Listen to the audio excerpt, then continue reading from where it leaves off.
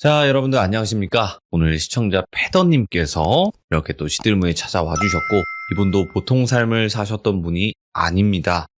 시들무에서 보통 삶을 사셨던 분들이 대부분 없지만, 그래도 또 여러 가지 일들을 많이 겪으신 분이에요. 그래서 오늘 시들무에서 이야기를 들려주실 겁니다. 바로 만나보도록 할게요. 네, 여보세요. 패더님 안녕하세요. 네, 안녕하세요.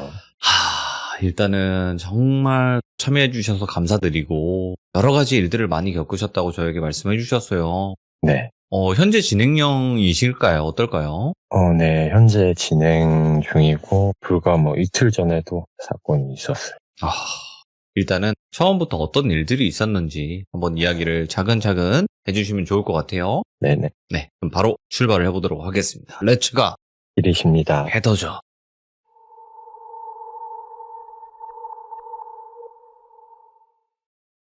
제가 8살 때 우연히 폐사찰에서 생긴 일로 인해서 네. 제 인생이 완전히 송두리째 바뀌게 된 이야기고요. 폐사찰?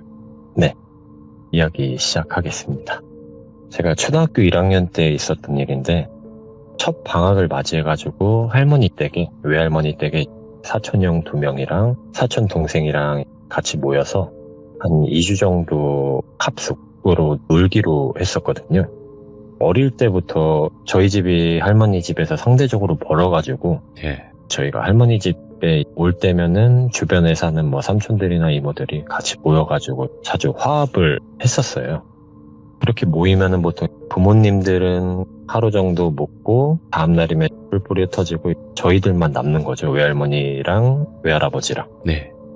근데 그 당시가 90년대 후반이라 거기가 도시랑 다르게 리 단위의 산골 마을이라서 할 거라고는 숨바꼭질, 술래잡기, 전쟁놀이 이런 것밖에 없었거든요. 그래서 놀다 보면 자연스럽게 동네 형들이랑 누나들도 나와서 같이 놀곤 했었어요. 네. 근데 그렇게 놀다 보면 이게 하루 이틀은 즐거운데 지겹거든요. 그래서 막 여기저기 온 동네를 쑤시고 다니다가 할머니한테 비료포대를 얻어서 산 쪽으로 가게 돼요. 가서 비료포대를 타고 놀기도 하고 개구리를 잡기도 하고 좋죠. 그렇게 하면서 산 중턱까지 이렇게 가는데 저쪽에 무슨 큰 담벼락으로 둘러싸인 시골 마을에서 보기 힘든 조금 고급진 집 같은 게 있더라고요. 그게 사찰인데 저희는 그 당시에 사찰 이런 걸 모르니까 그렇게 보이더라고요. 그래서 가봤더니 들어가면 재밌을 것 같은데 나무로 된 대문은 쇠사슬로 이렇게 굳게 닫혀 있고 네. 담벼락은 또 한 2m쯤 되는 것 같아서 저희가 넘어가기에는 무리가 있더라고요. 그래서 우리 내일 좀 만반의 준비를 해서 오자 하고 내려가게 돼요. 그래서 그날 형들이랑 동생이랑 내일 인원은 몇 명이 갈 것이며 또 그 담을 넘어갈 때는 어떻게 넘어갈 것이고 그런 걸 계획하면서 저희가 기대감이랑 흥분감에 조금 밤늦게 얘기를 하다 잠들게 돼요. 그렇게 해서 할머니들은 보통 아침을 7시, 8시면 주시니까 일찍이 아침을 먹고 외할아버지가 나가시는 걸 보고 할머니한테 또 비료포대를 얻어서 그 근처에 있는 마을회관 옆에 목재부터 해서 부자재가 많았거든요. 그래서 거기서 저희가 밟고 올라갈 수 있는 나무 강목 같은 걸 한 8개 정도를 비료포대에 담아서 올라가려고 준비를 마쳐요. 그리고 주변 형들이나 누나들을 같이 가려고 돌면서 불렀는데 거기를 간다니까 다들 안 간다고 하더라고요. 그래서 왜 재밌을 것 같다 했더니 자기들은 거기를 이미 알고 가보진 않았지만 어른들이 거길 가지 말라고 했다. 그런 식으로 이야기를 하더라고요. 그래서 그러면은 우리는 갈 거니까 대신 어른들한테 얘기를 하지 마라. 왜냐면 거기 마을이 작다 보니까 동네 사람들 입에 이렇게 오르면 저희 할머니가 금방 알게 돼서 혼날까봐 그렇게 얘기를 하고 올라가게 돼요. 네. 그래서 올라가서 담벼락에 흙이 그나마 쌓인 쪽으로 올라가서 나무를 대고 올라가려고 했는데 생각보다 높아서 나무로는 무리더라고요. 네. 근데 그때 둘째 형이랑 동생이 무섭다고 자기들은 못 가겠다고 해서 결국에는 큰형이랑 저만 들어가기로 하고 둘째 형이 엎드려주고 저희가 그걸 밟고 담을 넘어서 들어가게 돼요. 들어갔는데 안에는 항아리부터 해서 장독대? 그런 게 좀 있었고 작은 건물, 중간 건물, 큰 건물 이렇게 있었거든요. 처음에 작은 방을 먼저 열어봤는데 거기는 닫혀 있어서 못 열어봤어요. 그래서 그 다음 중간 건물을 열었는데 그 안은 그냥 뭐 휑하니 텅 비어 있었고, 그 다음 큰 건물을 딱 열었는데 텅 비어 있는 건 같은데, 절 같은 데 가면 위에 천장에 조금 화려하게 문양이 돼 있잖아요. 그게 남아 있었고, 구석에 천 같은 게 돌돌 말려 있었고, 네모난 나무 상자가 있었거든요. 근데 제가 그 네모난 나무 상자를 보자마자 혹시 거기 뭐 보물이 있나 어린 마음에 막 달려 들어가게 돼요. 들어가서 딱 들었는데 생각보다 묵직하더라고요. 그래서 막 흔드니까 또 안에 뭔가 묵직한 게 들어있는데, 이게 자물쇠는 아닌데 이게 걸쇠로 걸려져 있더라고요. 근데 어린 나이에 손아귀 힘으로 풀긴 어렵고, 그래서 제가 그걸 갖고 마당에 나가서 돌로 이제 막 거기를 깨기 시작해요. 예. 깨가지고 조금 파손이 돼서 그걸 열었더니 목탁이 있더라고요. 오. 근데 그때 당시에 저희가 TV에서는 목탁을 많이 봤는데 실제로는 제가 처음 봤거든요. 네. 그래서 막 신기하기도 하고, 그때 왜 그랬는지 모르겠는데 막 목탁을 치면서 노래도 부르고 춤도 추고 그러면서 나무대문 쪽에 가서 그 문을 살짝 밀면 쇠사슬이 이게 이격이 있다 보니까 살짝 그쪽으로 둘째 형이랑 막내 동생이 보였었거든요. 네. 형이랑 동생한테 이거 보라고 내가 이거 찾았다고 하면서 막 춤추고 노래하고 하니까 뭐 형들도 좋아하고 웃고 이러는데, 큰형이 따라 나오더니 이거 제자리에 갖다 놔라. 저한테는 큰 삼촌 아들들인데 아빠가 이런 거 만지지 말라 했다. 이거 지금 안 갖다 놓으면은 나 혼자 나갈 거다. 이런 식으로 얘기를 하더라고요. 그래서 이게 뭐 내가 훔친 것도 아니고 좋은 건데, 그리고 나 이런 거 처음 봐서 꼭 갖고 가고 싶다 그랬더니 진짜 너 제자리에 안 갖다 놓으면 나가겠다 하면서 진짜로 담을 넘어서 나가더라고요, 혼자. 예. 그래서 혼자 남아있으니까, 그 공간에 혼자 남아있으니까 조금 무섭더라고요. 그래서 형한테 형 미안하다고 나 지금 바로 갖다 놓을 테니까 빨리 오라고 했더니 다시 넘어왔어요. 넘어와서 볼 것도 다 봤으니까 다시 넘어가자 해서 큰형이 다시 위에 올라가서 저를 손을 잡아줬는데, 이게 3학년의 힘으로 1학년을 그 높이에서 끌어당기는 게 안 되더라고요. 예. 그래서 누군가의 도움이 필요하겠다. 근데 할머니나 할아버지한테 말하면 분명히 크게 혼날 게 뻔하고, 그래서 저희 외할머니 옆집에 정신 연령이 조금 낮은 고등학생 형이 한 명 있었어요. 그 형을 A형이라고 하면은, 그 A형이 저희랑 엄청 자주 잘 어울렸었거든요. 그래서 그 형도 아마 방학을 했을 거다. 네. 그 형을 데려와라 해서 밖에 있던 둘째 형이랑 막내 동생이 형을 데리러 가기로 해요. 그렇게 하고 저랑 이제 큰 형은 남아서 있다가, 전날에 너무 늦게 자서 피곤하다 보니까 눕고 싶기도 하고 산 중턱까지 또 올라오는데 힘이 빠지기도 해서 아까 그 큰 건물 안으로 들어가게 돼요. 들어가서 돌돌 말려져 있던 그 천을 이렇게 눕혀놓고 거기에 누워 있었거든요. 네. 누워서 조금 있다가 제가 잠이 들었나 봐요. 딱 일어났는데, 일어나기 전에 뭔가 왕 이런 소리가 들리더라고요. 그래서 이게 무슨 소리지 하고 그것 때문에 깼는데, 그 소리가 방향을 알 수 없이 그냥 그 공간 전체에서 왕 계속 소리가 나더라고요. 그래서 너무 무서워서 형한테 나가자고 하려고, 형을 보니까 형도 자고 있더라고요. 그래서 형을 깨우려고 막 흔드는데 흔들어지지가 않더라고요. 그러니까 이게 정확히 말하면 제 손이 형한테 닿지를 않더라고요. 그래서 그때는 어린 마음에, 이게 TV 프로그램 같은 데 보면 죽으면 사람을 통과하고 이러잖아요. 그런 생각이 들면서 내가 여기서 뭔가 잘못돼서 죽었나? 막 이런 생각이 들면서 갑자기 너무 무섭고 슬퍼하면 막 눈물이 줄줄 나더라고요.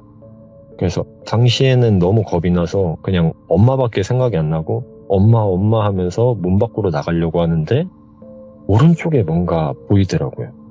그래서 고개를 돌려서 봤더니 그 큰 건물에 가득 찰 만큼 부처님 모양 있죠. 지금은 부처님이라고 인지를 하지만 그때 당시엔 괴물 같았어요. 그게 목탁이 수십 수백 개가 그 부처님 형상을 하고 있더라고요. 그러고 왼손에는 인형의 목덜미를 잡고 있고, 오른손에는 검은색 용머리에 몸통은 없고 바로 짧은 뱀 꼬리에 빨간 눈빛이란 그런 용의 목덜미를 잡고 있었어요.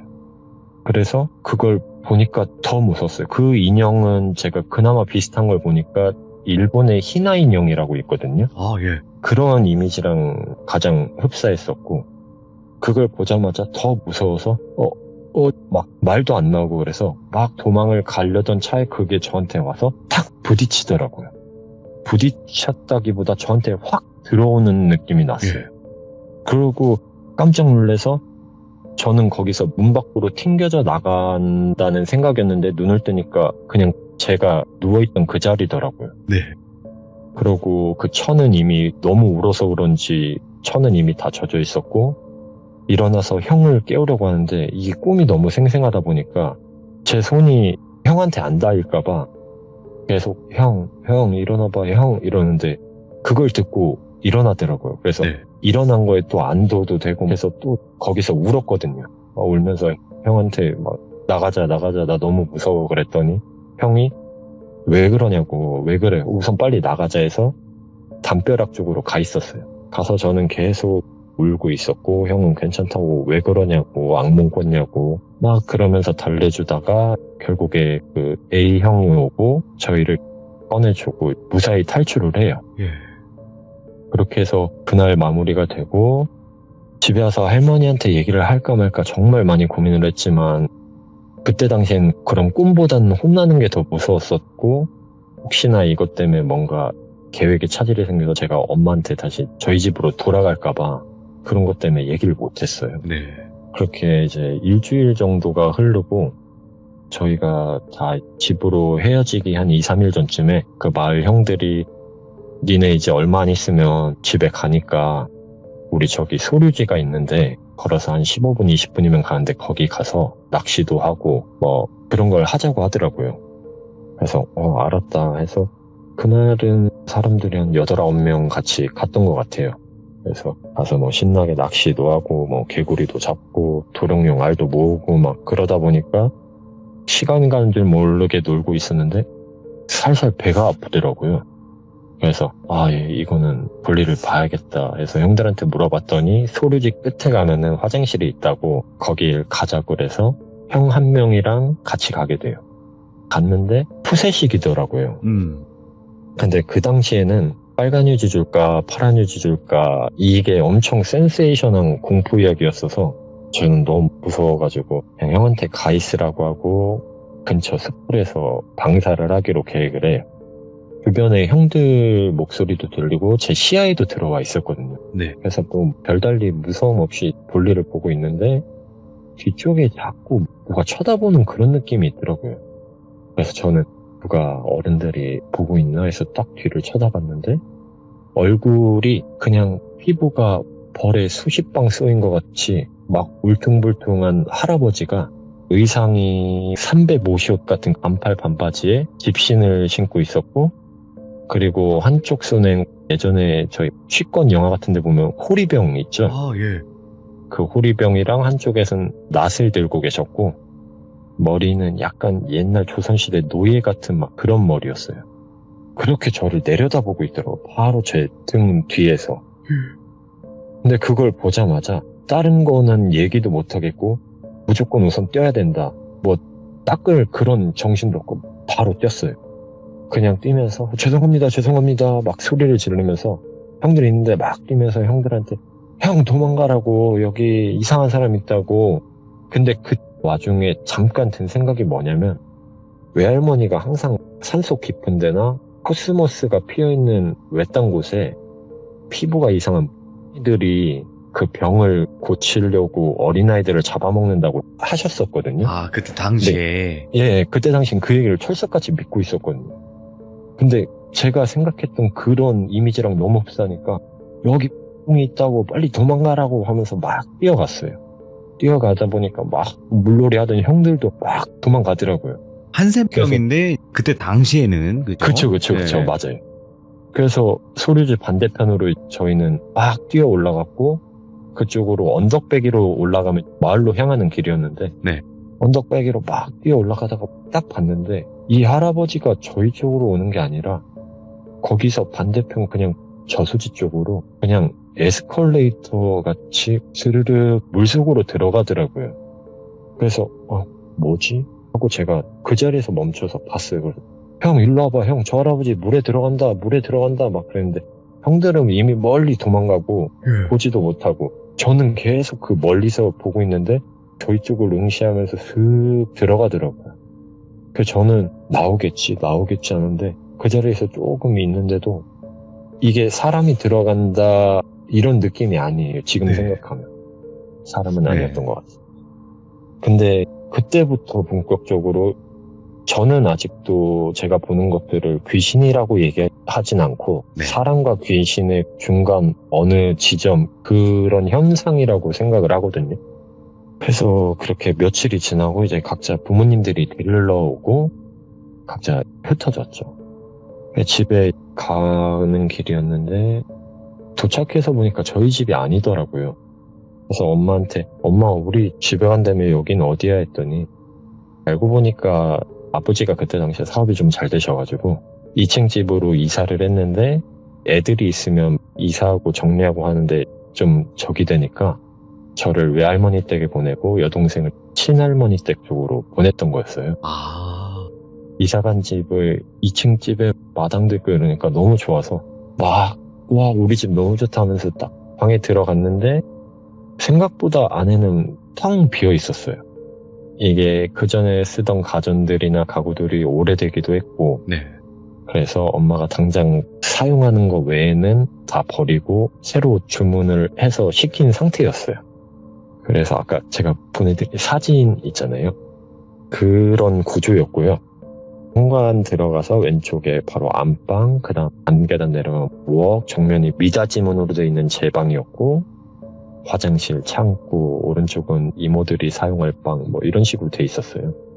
저희 이모들이 그때 당시 대학생이어가지고 대학교를 다니고 막 이래서 아버지가 여기 집에서 학교가 가까우니까 방을 하나 내주셨었거든요. 그래서 셋째 이모랑 넷째 이모가 거기서 지냈었어요. 그렇게 해서 그때는 이모들이 들어오기 전이었고 그렇게 한 2, 3일을 지내다가 금요일이었어요. 제가 왜 금요일인지 확실히 기억하냐면 저희가 금요일날 항상 11시인가 그때쯤에 이야기 속으로라는 프로그램이 있었거든요. 그걸 엄마가 아빠도 좋아해서 저희가 금요일날 항상 그 프로그램을 보다 잠에 들곤 했었거든요. 그날도 누워서 그걸 보다가 잠에 들었어요. 그렇게 자다가 막 앞엔 지지거리고 코에서는 뭐가 흘러나오더라고요. 그래서 뭐지 코피인가 하고 이렇게 훔쳐서 보니까 콧물이더라고요. 그래서 감기가 걸렸나 해서 사진상에 보면 별표로 된 데가 휴지거리 있는 데였거든요. 안방과 부엌 사이에. 그래서 막 가가지고 휴지를 한 움큼 이렇게 갖고 나와서 이렇게 동그라미 4개가 있는 게 TV 쪽이 그 다음 여동생, 엄마, 아빠 이 순서로 잤었거든요. 그래서 제가 맨 앞에 가서 이제 코 닦고 발가락으로 TV를 끄고 자야겠다. 그 생각으로 딱 누웠는데 옛날에 저희 세대 때 보면 TV 아래에 TV 다이라고 해서 TV 화면 돌리기 편할 수 있게 위에는 이렇게 돌아가고 아래에는 유리를 똑 누르면은 튀어나와서 그 안에 약간의 수납할 수 있는 뭐 게임보이라든지 비디오 플레이어라든지 막 이런 걸 수납할 수 있는 공간이 있었거든요. 맞죠. 그래서 거기 누워서 딱 유리로 보는데 거기 휴지거리 쪽에 하얀색 옷을 입고 그냥 검정 머리, 그냥 머리가 달렸다는 것만 알겠어요. 얼굴은 자세히 보이지 않았거든요. 그리고 머리도 엄청 길었고 그게 둥둥 떠 있더라고요. 그래서 제가 맨 처음에 잘못 봤겠지. 그래서 눈을 꼭 감았다가 나는 방금 무서운 걸 봐서 내가 지금 잘못 보는 거다 하고 눈을 살짝 떴는데 또 보이더라고요. 심지어 저희 쪽으로 점점 오더라고요. 그래서 어떻게 하지 하다가 우선 숨을 쉬면 안 된다. 숨소리가 들리면 괜히 우리 가족까지 다 저 귀신한테 잡아먹힐 수도 있다. 막 그런 생각이 들면서 너무 무서워가지고 막 숨도 못 쉬고 실루는 어디까지 왔나 그것만 보면서 있는데 멀었을 땐 다 보이다가 이제 점점 가까워지니까 가슴부터 다리까지 보이고 그 다음 뭐 배부터 다리 이렇게 점점 다가오더라고요. 그래서 그대로 가만히 얼어붙어서 벌벌 떨고 있었어요. 벌벌 떨고 있는데 그게 앞으로 훅 지나가는 느낌이 나더라고요. 근데 이게 TV로 들어가는 건지 이모 방에 있는 그 벽 쪽으로 넘어가는 건지 모르겠더라고요. 그래서 그대로 눈을 감고 있다가 우선 시선이나 어떠한 기척이 없어서 왠지 어디서 숨어서 보고 있다 나를 잡아먹을 것 같다. 이런 마음이 커서 그대로 숨도 못 쉬고 가만히 있다가 그대로 잠들어 버려요. 그렇게 해서 다음날 일어나서 엄마랑 아빠한테 바로 이야기를 했어요. 이렇게 봤다. 근데 이거 정말 생생히 봤다. 이거 거짓말도 아니고 이거 너무 무섭다. 여기 집에 뭐 있는 거 아니냐. 그랬더니 엄마 아빠가 너네 이제 일찍 자라고 무서운 거 볼 때도 같이 보지 말고 니네가 너무 그런 걸 많이 봐서 그런 거다. 그냥 그렇게만 얘기를 하시더라고요. 뭐 저는 속상함도 있었고 그런데 뭐 어쩌겠어요. 그냥 그렇게 넘어갔죠. 근데 문제는 그 다음날 일어나요. 토요일이었고 그날은 또 토요 미스테리가 하는 날이었는데 그날은 엄마가 못 보게 했어요. 그리고 제 방에 들어가서 아빠랑 같이 자게 됐거든요. 자고 있는데 꿈인데 예전에 사찰에서 본 그 용머리의 뱀꼬리 그냥 걔가 앞에 있어요. 앞에 있는데 무언가를 막 물고 막 왔다 갔다 막 춤추고 흔들고 막 그러더라고요. 그러고 제 시점이 옆으로 이렇게 게임이 돌아가듯이 오른쪽으로 시점이 바뀌면서 옆에 제 머리만한 눈동자가 빨간 눈동자가 꿈뻑 하고 있어요. 근데 그 빨간 눈에서 하얀 광원이 나오면서 용 쪽을 비추면서 제 시점도 용을 따라가요. 그리고 그 용이 가까워지는데 용 입에 있는 게 어제 본 그 귀신 같은 그거더라고요. 그러고 꿈에서 깨요. 그리고 그 이후로 그 집에 사는 동안 그 귀신은 단 한 번도 못 본 것 같아요. 오, 예. 그렇게 이후로도 비슷한 류의 꿈을 꾸게 되는데 이 꿈을 꿀 때는 항상 그 입에 물려있는 귀신을 그 앞전에 보게 돼요. 네. 예를 들면 한 가지 말씀드리면 친할머니 댁이 엄청 오래된 집이라 방에 다락방이 있고 부엌에도 다락방이 있고 그런 집이었거든요. 할아버지 제사 때 모여서 제사를 지내고 밥을 먹게 됐는데 저희 친가 쪽이 엄청 가부장적인 데라 남자들은 거실에서 앉아서 밥을 따로 먹고 큰엄마나 엄마, 할머니는 식탁에서 따로 먹었었거든요. 오, 그 정도였구나. 예. 네, 진짜 그것 때문에 이혼이나 막 이런 게 많아요. 고부 갈등이 심해서. 아무튼 그런 상태에서 제가 밥을 먹다가 생선 가시가 잇몸에 찔렸거든요. 그래서 아파서 엄마 나 이거 찔렸다고 그래서 엄마한테 가고 있는데 다락방에 거기 원래 잭이나 이런 걸 넣어놔서 문을 열어놓은 상태였어요.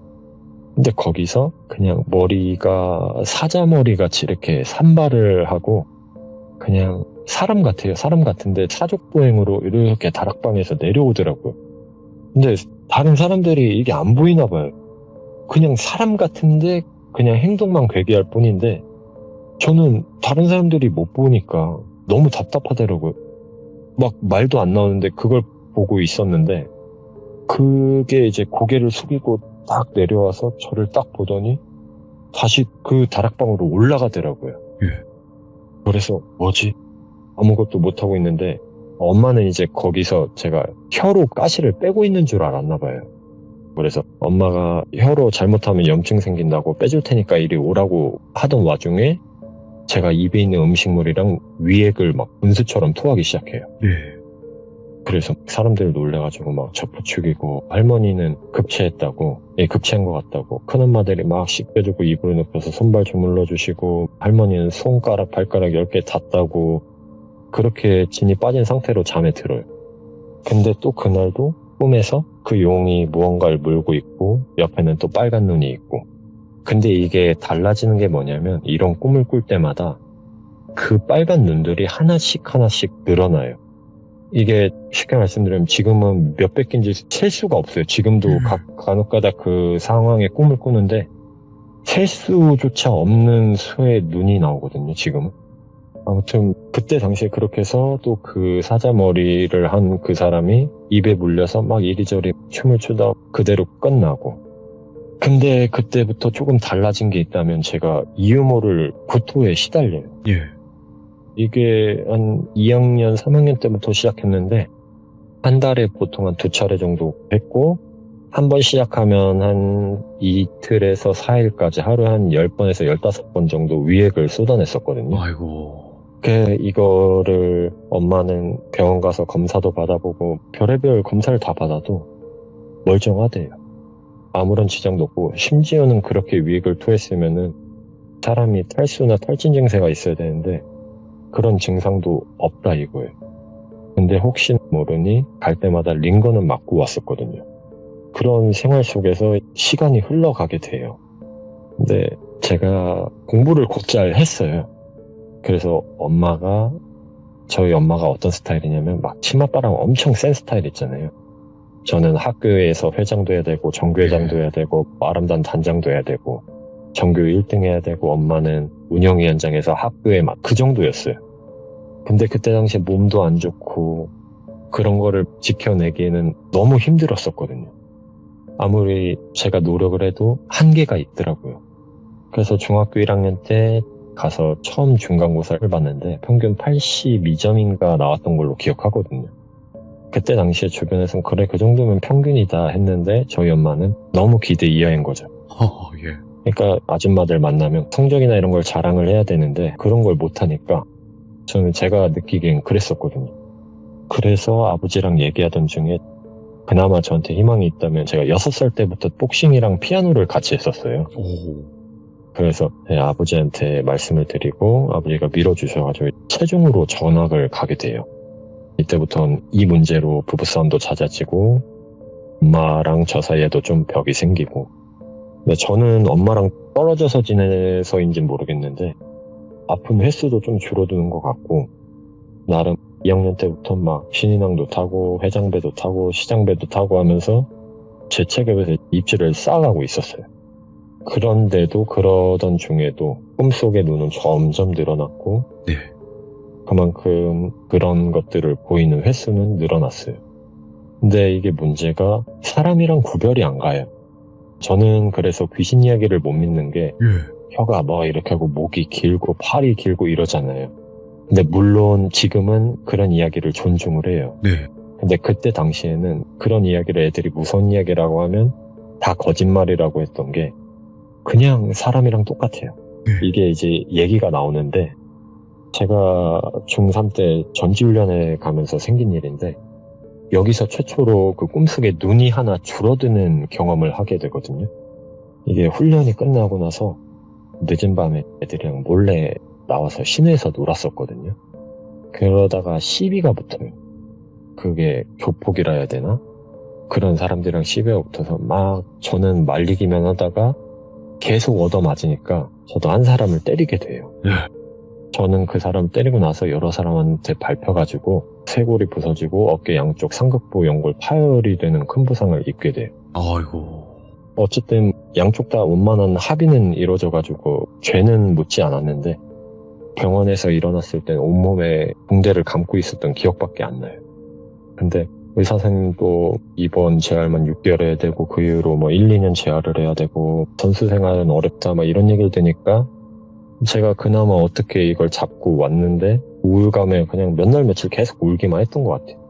그러다가 꿈을 꾸게 되는데 이번에는 용이 아니라 그 인형이 나오더라고요. 처음이었어요. 꿈에서 나온 게. 그 인형이 나왔는데 막 주변에 늘어난 수많은 빨간 눈들이 꿈뻑꿈뻑대고 있는데 그 중에 눈 하나가 그냥 인형에 막 흡수되듯이 딱 가서 배 쪽에 딱 붙더라고요. 그러고 사라졌어요. 그 인형이. 그렇게 깼고 이거 이상하다. 아무리 생각해도 무슨 꿈인지도 모르겠고 자꾸 눈이 늘어났다 줄어들었다 하는 것도 이상하고, 그래서 이게 정신적인 문제일 것 같다라는 생각이 들더라고요. 그래서 서울의 모 대학병원에 입원해 있을 때라 거기서 엄마 아빠한테 심각하게 이야기를 했더니 제가 그동안 겪은 일들을 막 이야기했더니 엄마 아빠도 뭔가 심각하다라고 생각해서 뇌파 검사, 뇌기능 검사, CT, MRA, 초음파, MRI 다 받았어요. 내시경부터 모든 걸. 근데 역시 이상은 없었어요. 근데 의사 선생님은 뻔하죠. 과도한 스트레스가 환각 환시를 이뤄낼 수도 있다. 그것과 관련해서 치료 목적으로 상담을 요한다. 아버지는 미술 심리치료사분도 병원에 일주일에 한 번씩 불러주시고 그쪽으로 했는데 마음은 편해지는데 달리 차도는 없었어요. 왜냐면 이게 사람이랑 구분이 안 간다는 게 엘리베이터에서 같이 타 있는데 어떤 그냥 풍채 좋은 아저씨인데 배 쪽에 빨갛게 피가 있더라고요. 그래서 아저씨가 수술했는데 환자복을 안 갈아입었나? 그러고 있는데 2층으로 딱 내려서 문이 열리는데 그 앞에 딱 서더니 가만히 있더니 그 엘리베이터랑 건물 사이 좁은 틈 있잖아요. 네? 그쪽으로 그냥 쑥 들어가더라고요. 또 소독하시러 오는 의사 선생님 카트 위에도 꼬마 애가 앉아서 이건 너무 자세하게 묘사하면 안 될 것 같은데. 왜요? 그 수술용 나이프 그런 거 있잖아요. 메스? 이런 거? 네, 메스. 네. 그걸로 자기 얼굴을 한 올 한 올 수천 겹으로 이렇게 잘라내는 것도 봤고, 또 재활 선생님 뒤에 항상 따라다니던 할머니가 있었어요. 휠체어 타고 엄청 인상 좋은 할머니였는데, 할머니는 그냥 벽도 수시로 통과해 다니고, 그러니까 이게 겉으로 봤을 때는 사람이랑 별반 다를 그런 괴기한 거는 그 꼬마가 처음이었고, 네. 나머지는 사람들이랑 똑같아요, 완전히. 그러니까 이게 낮이고 밤이고 상관없이 보이더라고요. 그러니까 저는 귀신이거나 이러면 좀 어두울 때 나와야 되고 이런데, 그래서 저는 이걸 단지 어떤 뇌 신호 속에 오류해서 보이는 건데 제 딴에는 꿈속에 허상의 괴물을 만들어서 그것들이 이 현실 세계에 있는 것들을 처단해주고 마음의 안정을 가져다주는 그런 정신적인 문제로 그냥 치부했었어요, 제 자신을. 선생님이랑 아무리 얘기해도 방법이 없고, 근데 생각보다 어깨가 차도가 좋아서 6개월 만에 퇴원을 하기로 해요. 근데 병원에 있는 동안은 괜찮았는데 막상 퇴원을 하려니까 나가서 뭘 해야 될지도 모르겠고 불안함부터 극심한 우울감도 밀려오니까 제가 안 좋은 행동을 하게 돼요. 네. 예. 4층에서 그런 안 좋은 행동을 하게 되는데, 그렇게 떨어지는 찰나에 엄마랑 눈이 마주쳤는데 엄마가 화장실에서 화장실 세면도구랑 챙기고 나오는데 저를 마주한 거죠. 그대로 저는 이렇게 떨어지는데 그냥 그 순간에 엄청 하얀 빛에서 너무 밝아서 눈을 뜨기도 힘든 눈부심 속에서 그 인형이 무표정으로 딱 저를 쳐다보면서 하늘에서 둥둥 다가오더라고요. 그러면서 그때 딱 목소리가 지금 아직도 잊지 못하는데, 안 돼, 이런 식으로 약간 할머니랑 아줌마? 약간 중성적인 두 분으로 안 돼, 그러는데 그 순간에 엄청 극심한 통증이랑 딱 눈을 떴을 땐 사람들이 엄청 많이 보였고, 코에서 코피가 흐르는지 따뜻한 느낌에 다시 눈을 감았고, 또 일어나니까 병실이더라고요. 근데 신기한 게 4층 높이면, 병원 4층 높이면 엄청 높거든요. 그럼요. 저는 그 당시에 다리 쪽에 실금만 가고 멀쩡했어요. 타박상도 없이. 어쨌든 그런 일을 겪고 나서 집에 오게 되죠. 부모님들은 딱히 그걸 가지고 뭐라고 하진 않았어요. 근데 집에 와서 깁스를 하고 주변에 보니까 트로피, 메달 이런 것만 보니까 눈물이 나더라고요. 그때 또 얼마 안 있다가 저희 집에 어마어마한 아버지의 사업부도가 찾아오거든요. 그러니까 힘든 나날이 계속 됐었어요. 이게 점점 그럴수록 꿈속의 용은 점점 자주 나타나게 되고, 네. 그런 생활을 하다가 이대로는 안 되겠다. 그래서 일반 고등학교, 다른 지역의 일반 고등학교로 가게 되고, 거기서 작은 집으로 이사를 가게 돼요. 그렇게 해서 학교에 가서 이제 제가 배우는 게 그런 권투 이런 거다 보니까 학교에서 건드렸던 애들은 있지만 나중에는 저한테 더 이상 터치할 사람도 없어졌고, 선배나 선생님들도 건들지 않는 지경까지 돼가지고 그냥 무아지경 속에서 산 것 같아요.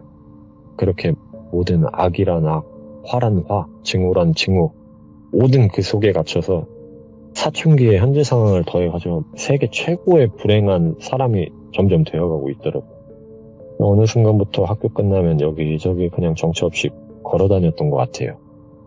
아무래도 밖에서 돌아다니는 시간이나 거리가 길어질수록 또 이상한 것도 많이 보였고, 어느 순간부터는 소리도 조금씩 들렸던 것 같아요. 그 소리가 귀에다 대고 얘기한다기보다 진짜 그냥 어떤 신호로 인해서 머릿속에서 이해하는 그런 소리로 들렸던 것 같아요. 근데 하루는 공원 벤치에 앉아가지고 막 지나가는 사람들을 보고 있는데 맞은편에 벤치 쪽에서 머리가 엄청 흰데 똥머리처럼 이렇게 묶은 할머니 한 분이 지팡이로 막 저를 가리키면서 뭐라고 하시더라고요. 그래서 처음에 다른 사람한테 얘기하나 해서 주변 봤더니 저밖에 없더라고요.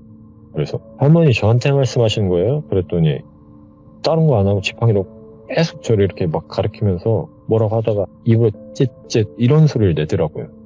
그러더니 막 고개를 절레절레 흔드시더니 그 벤치 옆에 있던 검은 비닐봉다리를 들고 저쪽으로 내려가시더라고요. 그래서 왜 그랬는지 모르겠는데 뭐라고 하셨는지 궁금하기도 하고 그래서 따라갔어요. 따라가면서 산책로 옆쪽으로 하면 바로 골목이 있었는데 그쪽으로 들어가시더라고요.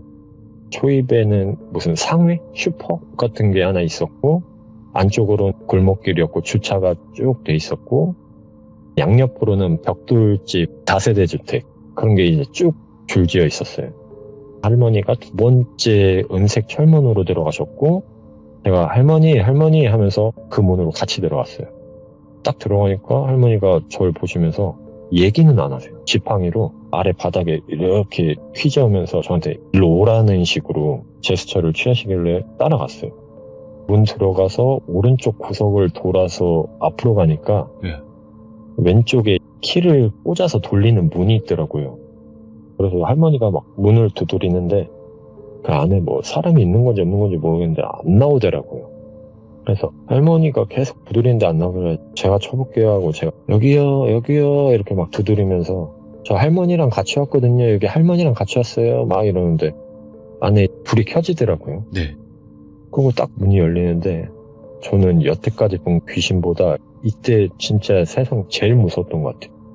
이게 완전 새하얀 얼굴에 아이라이너인지 뭔지 눈두덩이를 다 검정색으로 칠하고 입술도 검게 칠했어요.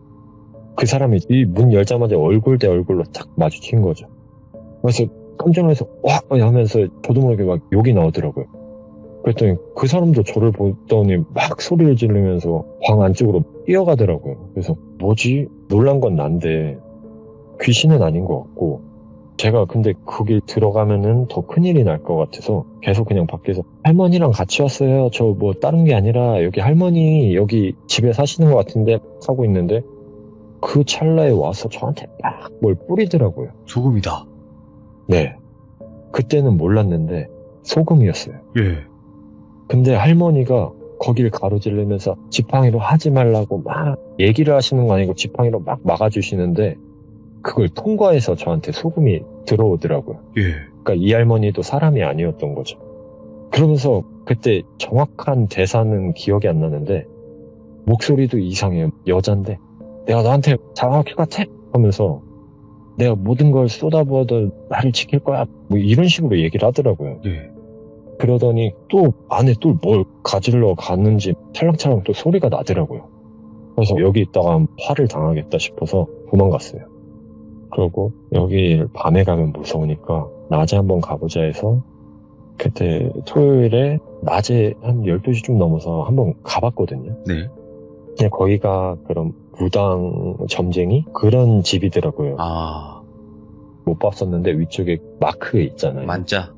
예, 네. 그게 이렇게 여러 개 붙어있고 그렇더라고요.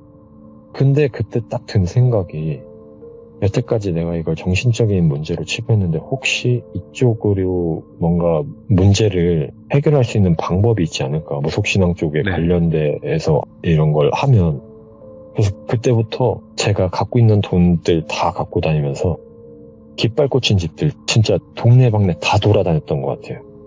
근데 그 중에 거의 그런 식으로 격양된 반응으로 나온 곳이 한 2군 정도 있었고 나머지는 딱히 지금 기억이 나지 않을 정도로 임팩트가 없었던 것 같아요. 결과적으로 그때는 해결이 안 됐고 시간만 흘러가게 돼요.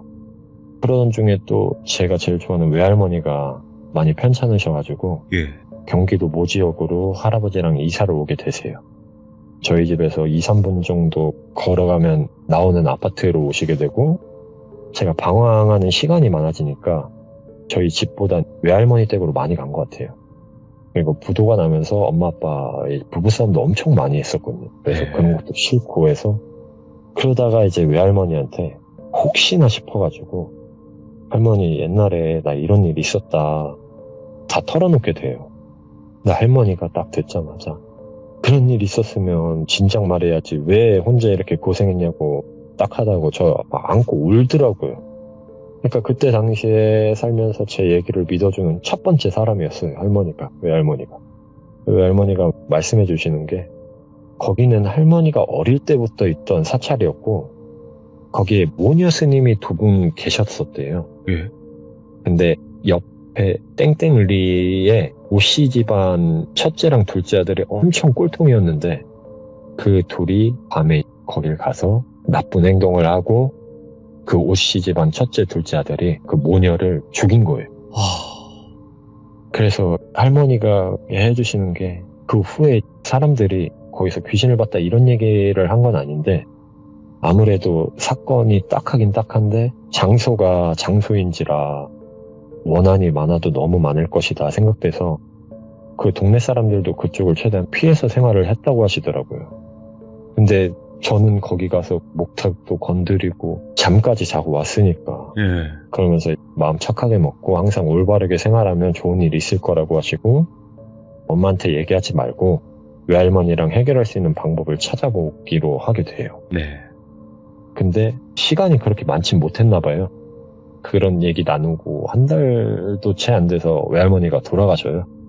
저는 제일 든든한 버팀목을 잃게 되죠. 엎친 데 덮친 격으로 또 그때 몇 달 안 돼서 엄마 아빠도 이혼을 하게 되고 저는 여동생과 엄마를 따라가게 돼요. 네. 외할머니가 돌아가시고 외할아버지가 혼자 계시니까 케어를 해드려야 되기도 하고 저희도 갈 곳도 없어서 같이 살게 되거든요. 근데 또 이 집에서 문제가 생겨요. 예.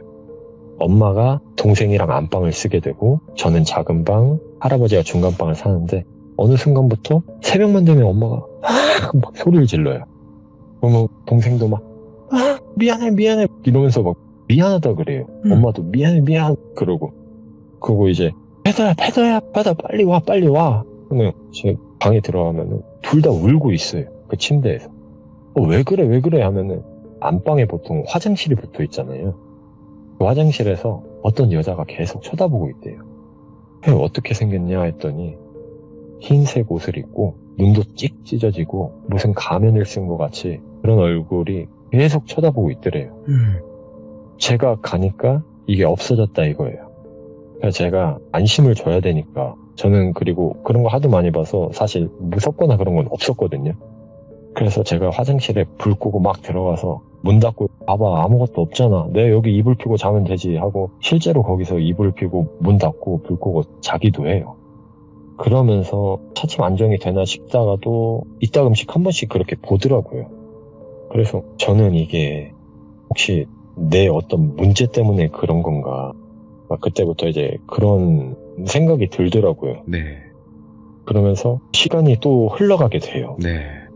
뭐 결정적으로 그 일 있고 이렇게 지나가다 보니까 또 외할아버지도 돌아가시고 외할아버지 발인날 막 화장해서 선산에 묻고 오는 자리에서 또 엄마 형제들은 집도 최대한 빨리 처분해서 나눌 거니까 저희 셋 보고 집 팔릴 때까지만 살고 빨리 나가라고 하더라고요. 네.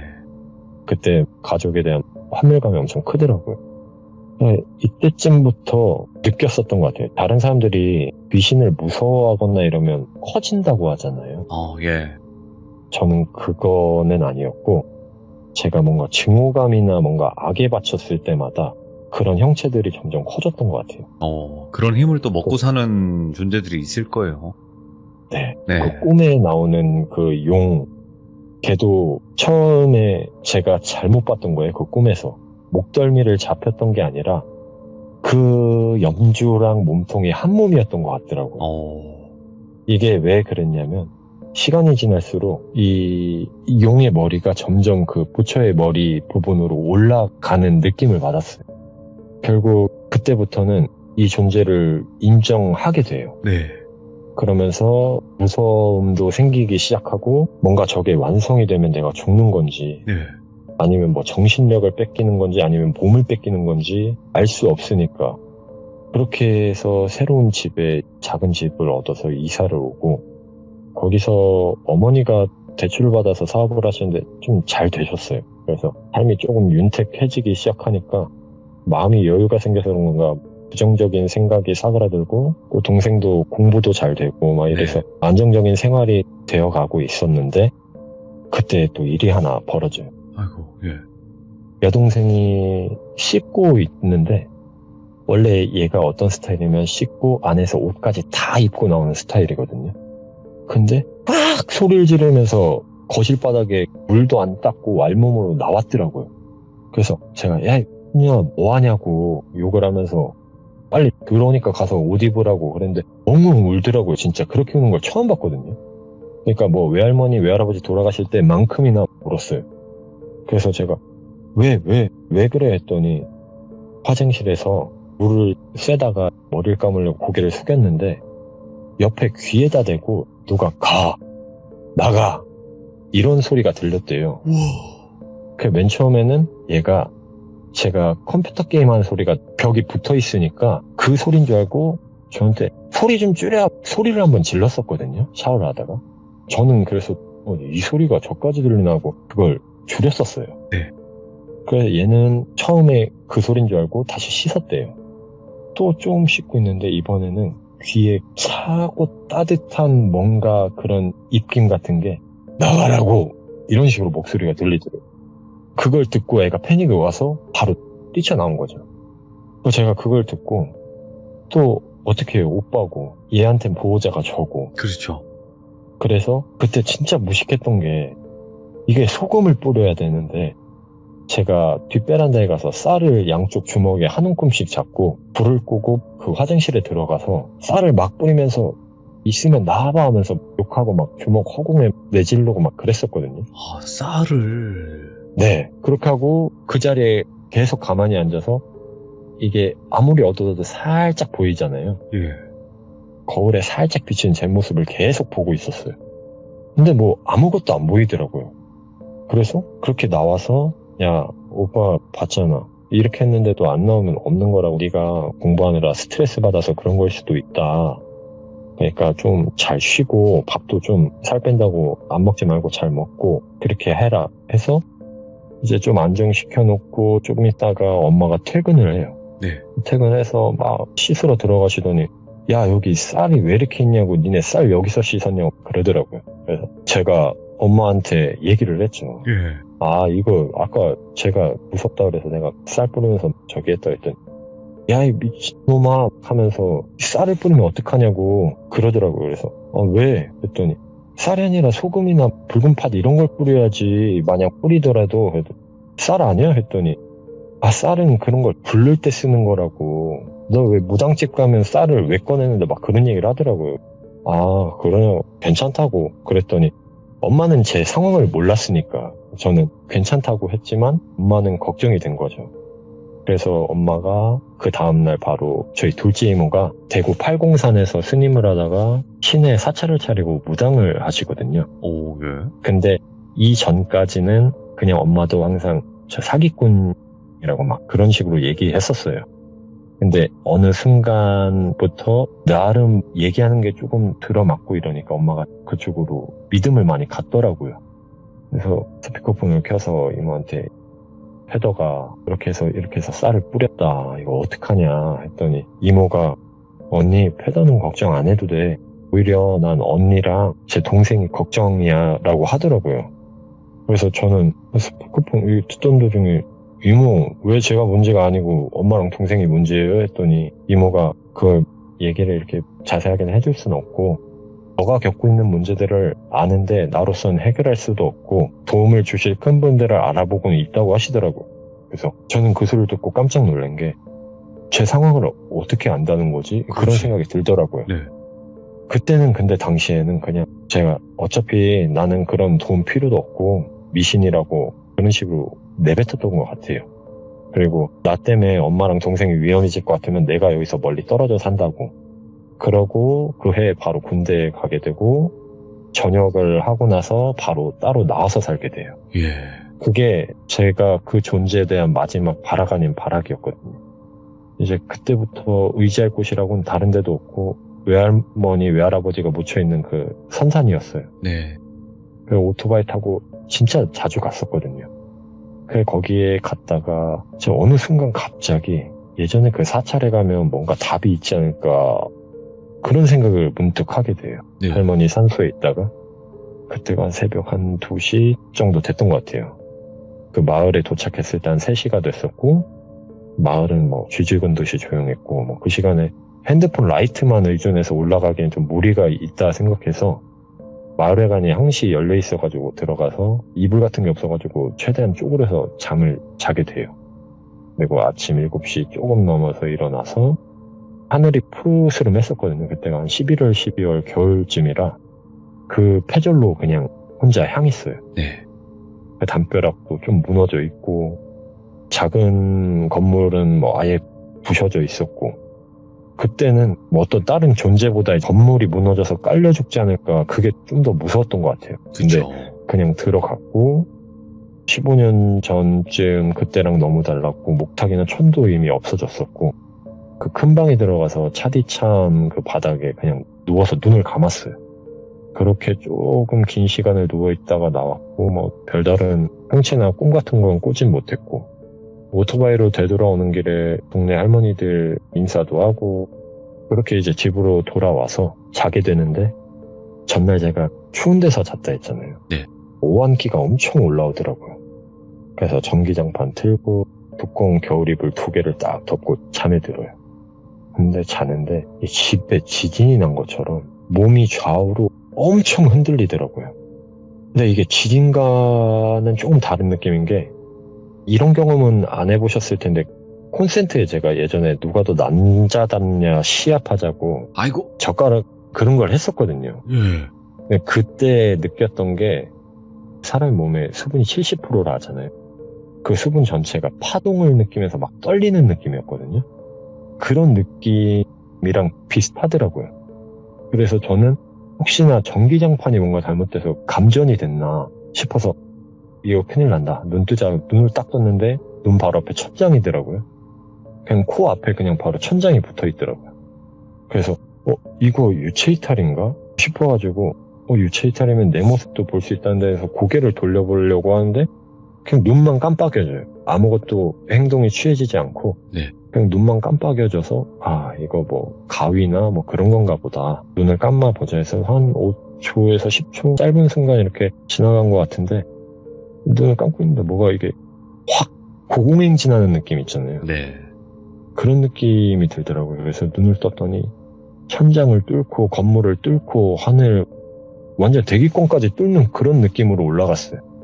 어느 순간 깜깜해졌고 그러다 저 멀리 앞쪽에 밝은 빛이 나오는 곳으로 향해 가고 있었고 그쪽에 다다랐을 땐 그 용머리 부처 그게 있었고 주변에는 진짜 까마득히 그 눈들이 있었고 눈들 수십 개가 막 황공포증 일으키는 것처럼 깜빡깜빡대요. 엄청 깜빡깜빡대고 근데 거기서 한번 특이했던 경험이 그 눈들이 그 부처 안으로 막 흡수되는 것처럼 눈이 한순간에 확 빨려들어요.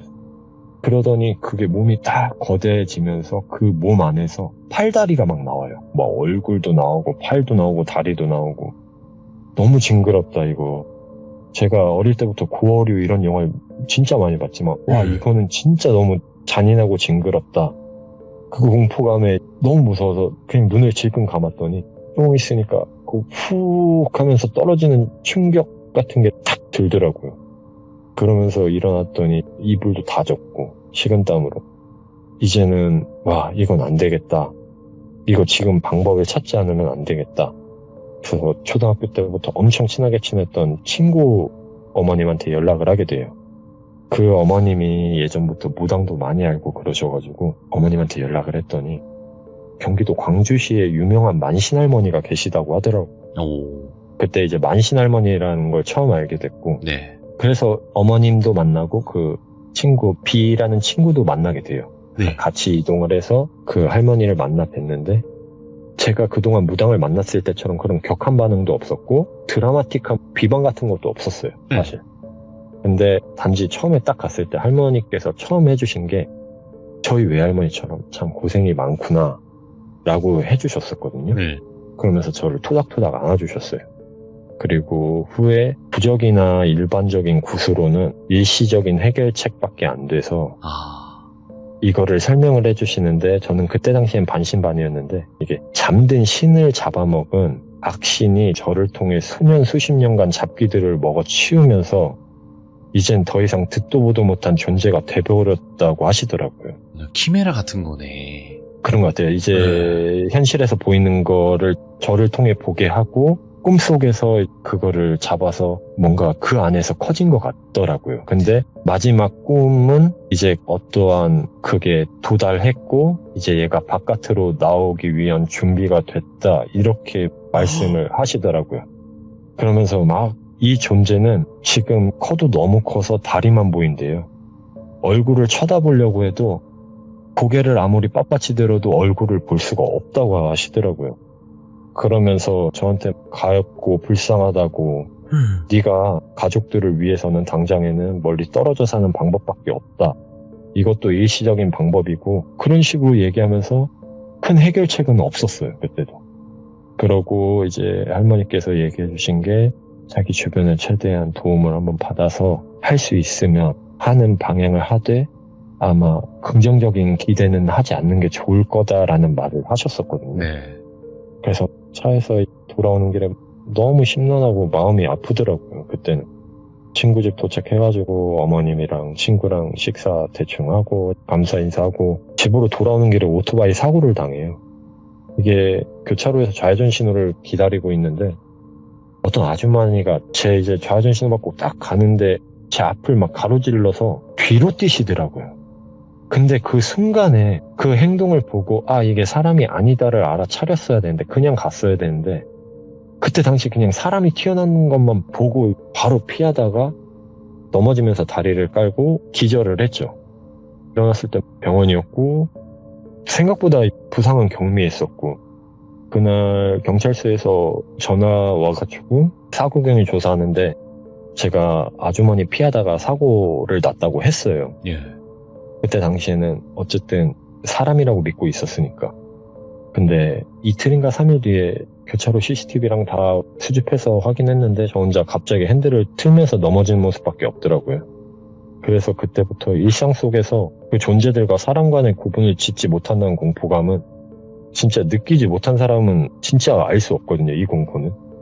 그렇게 살다가 진짜 생각지도 못하게 저희 아버지와 재회를 하면서 그 존재들과 잠시 몇 년 동안 꿈을 꾸지도 보지도 않게 되는 기회를 얻게 돼요. 예.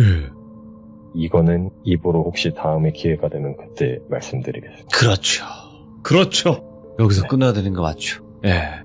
아버님을 만나고 난 뒤에 갑자기 항상 그렇게 괴롭히던 그런 꿈과 귀신들이 한순간에 잠깐 사라졌나요? 아니면 어떤가요, 그게?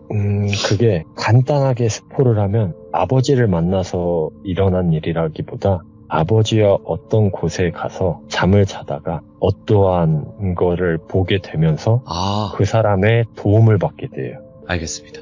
와, 감당하기 힘든 얘기네요, 이거. 주변에서는 이런 비슷한 일은 없는 것 같더라고요. 없어요. 저한테 당당하게 말씀하셨거든요. 아마 이런 얘기는 처음이실 거라고. 네네. 근데 사실상 시들무에서 안 나온 얘기는 없을 거라고 생각을 해요, 저는.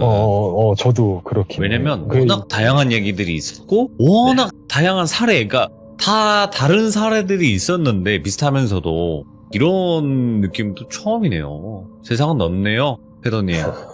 넓어요. 자, 일단은 분명히 이야기를 쭉 처음부터 어떻게 진행이 됐고 왜 그랬는지까지 정확히 알았어요. 근데 도대체 이유가 정확히 뭘까, 언제쯤 이 상황이 끝날까 했는데 일단 다음 이야기에서 아버님과 만나게 된 이후의 이야기들이 진행이 될 것 같네요. 네네. 너무너무 감사드리고 패더님도 오늘 하시기 힘드셨던 이야기들이 많았어요. 가족사들이 많았거든요, 보니까 이야기가. 네, 맞아요. 근데도 담담하게 이야기를 이렇게 깔끔하게 푸실 수 있는 거는 패더님의 재능이 아니실까, 저는 이렇게 생각을 합니다. 너무너무 감사드리고 다음번에 꼭 이야기 들려주시길 바라겠습니다. 네, 저도 감사합니다. 네, 고맙습니다. 네, 감사합니다. 네. 레전드입니다.